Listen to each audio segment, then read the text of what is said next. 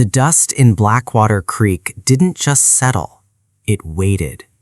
Before the sun moved another handspan across the sky, one man's name would be broken, and an entire town would remember how to stand.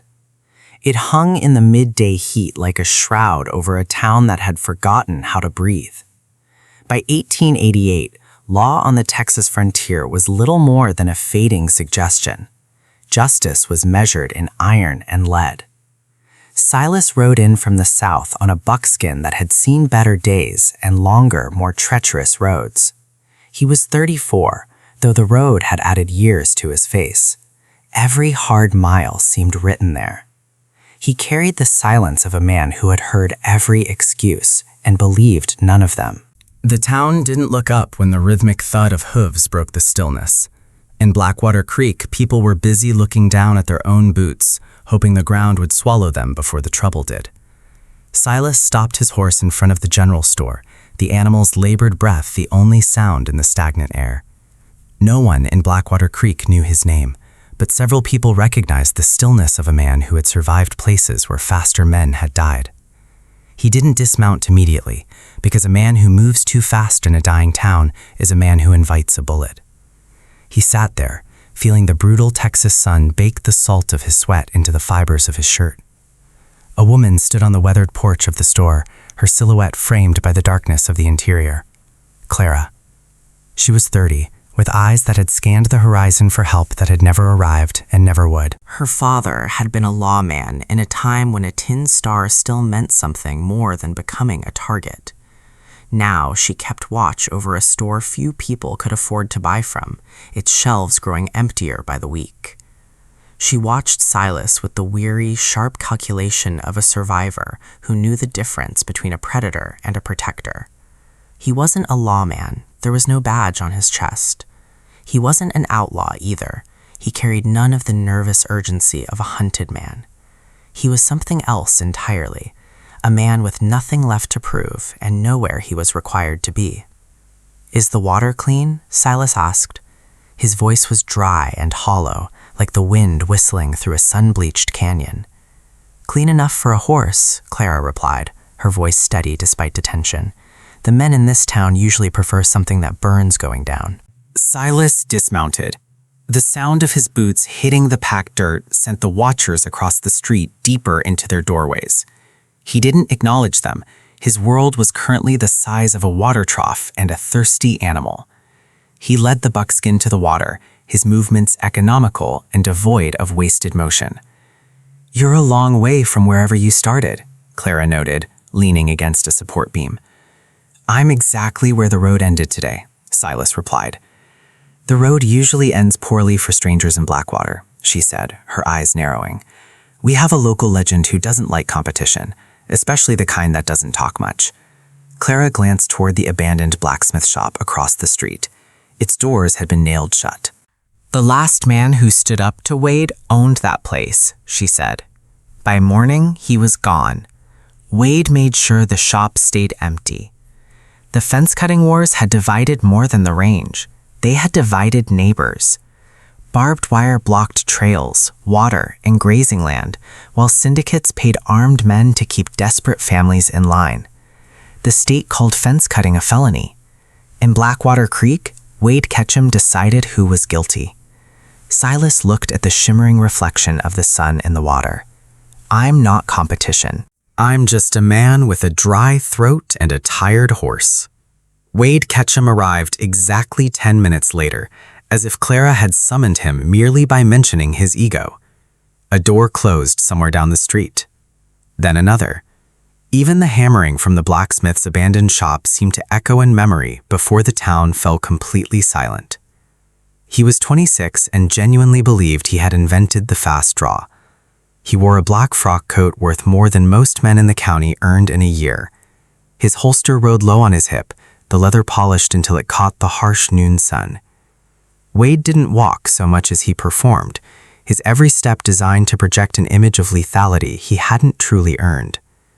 2 younger men followed him, pale copies who had not yet realized they were risking their lives for someone else's reputation. "Texas's fastest gunman," someone whispered from a nearby doorway. the words dripping with a mixture of awe and resentment. Wade heard it and smiled, the kind of smile a man wears when he believes the lies written about him in dime store novels. He stopped 10 feet from Silas, a distance chosen specifically for the theater of the draw. The buckskin shifted its weight, sensing the sudden, sharp change in the atmospheric pressure. "I heard there was a new shadow in town," Wade said, his voice projecting for the benefit of the hidden audience. Silas didn't turn around. He continued to pat the horse's neck, feeling the animal's pulse beneath the hide. "It's a big state, Texas," Silas said softly. "Lots of shadows, and most of them are harmless." Wade's smile didn't reach his eyes, which remained cold and hungry for validation. "This one is blocking my sun." Every reputation ends eventually, stranger. Isn't that how the stories go? Wade looked at his men, seeking the reflected glory he required to function as a human being. "I figured I'd send you back down that road before anyone here learned your name." Silas finally turned, his movements slow and deliberate, offering no threat, yet showing no fear. He looked at Wade the way a master carpenter looks at a crooked, rusted nail, something that needs to be handled but holds no beauty. "I'm not a legend, son," Silas said, the word son landing like a physical blow to Wade's pride. "I'm just a man who wants to finish his day in peace and see the stars come out." Wade stepped closer, the distance now exactly 8 feet, the lethal range where luck dies and skill takes over. "I've killed 7 men since the frost broke in the Panhandle," Wade bragged. All of them thought they were faster than the stories, and all of them were buried in the mud. Behind one curtained window, someone whispered the name of one of those 7 men. Silas looked past him at Clara, who was now holding a broom with knuckles so white they looked like bone. She wasn't afraid for Silas. She was afraid for the town, for the cycle of violence that kept them all in chains. She knew that when men like Wade started talking about their own legends, someone usually ended up as food for the vultures. "Why are you still here, Wade?" Silas asked, his tone shifting to something more clinical. Hearing his name spoken without the slightest trace of fear caught Wade off guard. "I'm here because I own the air you're breathing," Wade snarled, his hand hovering over his belt. "I'm here because the law in this county is whatever I decide it is at any given moment." Silas nodded slowly, a gesture of profound disappointment in the state of the world. "That's the problem with men who believe their own stories," Silas said. "They mistake fear for respect. Sooner or later, someone teaches them the difference." Wade's fingers twitched, a nervous habit, a physical manifestation of a mind that couldn't find stillness. "Careful, stranger. Keep talking like that and you'll hear thunder." "I'm telling you to go home," Silas said. "Tell the syndicate its hired guns are finished here. These people have been pushed far enough." Wade laughed, a sharp, unpleasant sound that lacked any genuine mirth. "The syndicates pay for results, and I happen to enjoy the work of clearing the range." He looked down at Silas's holster, an old, worn rig, dark with the salt of sweat and the oil of decades. The gun was a Colt Peacemaker, but it didn't look like a trophy. It looked like a tool that had been used to build a cemetery. "You've got a choice," Wade said, his voice dropping to a theatrical whisper. "Ride out now, and you might live long enough to wear out that horse. Stay, and I'll make sure you're buried with your boots on so you can walk to hell." Silas lowered his eyes and reached toward the saddle. A faint smile touched Wade's mouth. He thought the stranger had finally chosen fear. Then Silas lifted the canteen, took one slow drink, and set it back beside the saddle. "Now," he said, turning toward Wade, "you have my full attention." Silas watched Wade's hand and measured the distance between them. "Every legend must end, Wade," Silas said. "Yours doesn't have to end today. Walk away." Wade frowned. "What did you say?" "I've met men like you from Missouri to the Rio Grande. A quick hand doesn't hide a rotten heart. It only helps a coward reach his gun sooner. Wade's face went a deep, bruised red as his carefully constructed persona began to crumble. The performance was over. The ego had been publicly stripped bare in front of the town he sought to terrify. His men stepped back, sensing the shift in the air. They weren't paid enough to die for a boy's bruised pride. "I'm going to kill you for that," Wade whispered, his voice trembling with a lethal cocktail of rage and insecurity.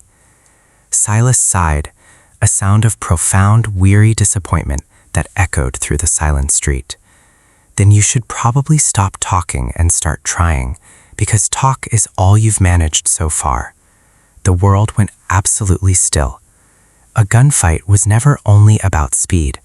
It was about who had already made the decision and who was still trying to prove something. Wade had decided to kill Silas the moment the stranger spoke the truth about his character. Silas had decided to survive long before he ever crossed the town limits of Blackwater Creek. A loose shutter creaked once in the heat. Clara stopped breathing. Wade's coat shifted as the revolver began to clear leather. For one fatal instant, his elbow flared away from his body. Wade's shoulder dipped, a classic amateur tell that showed he was leaning into his draw. He threw his whole body into the movement, mistaking speed for control. To the terrified townspeople watching from behind their curtains, the movement was a blur of motion, but to Silas, it was a series of mechanical errors occurring in slow, agonizing motion. Wade's coat shifted as his hand closed around the grip. For one fatal instant, his elbow flared away from his body. Silas didn't lean, he didn't move his shoulder, he didn't even seem to breathe. His hand was simply there, as if the gun had materialized in his palm by sheer force of will. The Colt cleared leather with a sound like a silk sheet being torn in a silent room. Silas didn't aim for the chest, nor did he aim for the head. He aimed for the mechanism of the threat itself. The shot rang out, a thunderclap that echoed off the wooden storefronts and sent birds screaming into the sky. No one saw Silas fire. Wade's gun flew from his hand before it had even reached a level position. Silas's bullet struck the frame of Wade's revolver just as it cleared leather. Metal snapped sideways. The weapon tore free from Wade's hand and landed several feet away in the dust. He fell to his knees, clutching a hand that was instantly numb from the violent shock of the impact. His gun lay bent in the dirt, its frame split and useless. Silas stood perfectly still, his posture relaxed, a thin wisp of blue smoke drifting from his barrel. His eyes never left Wade, who was now staring at his own trembling hands in utter disbelief. "I warned you," Silas said. "A reputation is a poor shield against a bullet." Wade looked at his hand, then at the wreckage of his reputation lying in the dust. He was shaking violently now, the certainty that had fueled his reign of terror vanishing in a single heartbeat. He looked up at Silas, and for the first time in his life, he saw a human being instead of a target.